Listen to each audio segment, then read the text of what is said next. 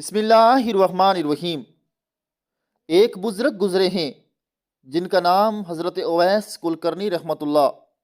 یہ تابعین میں سے تھے۔ نبی پاک صلی اللہ علیہ وآلہ وسلم کا زمانہ پایا اور یہ اکیلے اپنی والدہ کی خدمت کرنے والے تھے۔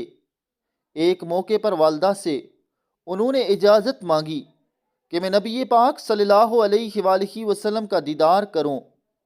نبی پاک صلی اللہ علیہ وآلہ وسلم کی دیدار کی اجازت مل گئی، مگر والدہ نے کہا، بیٹا خود خدمت کرنے والا پیچھے کوئی دوسرا نہیں، تم جلدی لوٹ آنا۔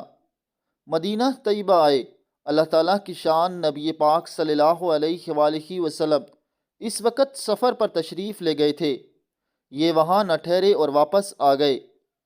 جب نبی پاک صلی اللہ علیہ وآلہ وسلم واپس تشریف لائے تو آپ صلی اللہ علیہ وآلہ وسلم کو بتایا گیا کہ اس طرح کا ایک شخص آیا تھا، ایک بندہ آیا تھا، ملاقات کرنا چاہتا تھا، آپ کی زیارت کرنا چاہتا تھا، مگر چونکہ آپ نہیں تھے تو واپسی کی جلدی تھی، وہ چلا گیا، وہ واپس چلا گیا۔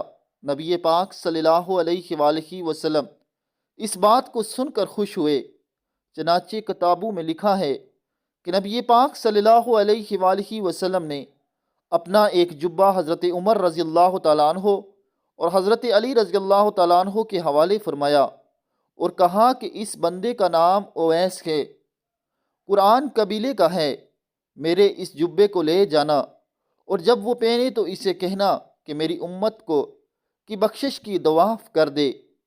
یہ ماں کی خدمت کا اجر ہے کہ اللہ کے پیارے حبیب صلی اللہ علیہ وآلہ وسلم بھی ہدیہ بھیج رہے ہیں اور اپنے جبے کا اور ساتھ فرماش فرماتے ہیں کہ آپ میری امت کی بخشش کی دعا فرما دیں۔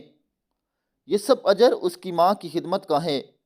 اللہ پاک ہم سب کو بھی اپنے ماں باپ کی خدمت کرنے کی توفیق عطا فرمائے۔ آمین ثم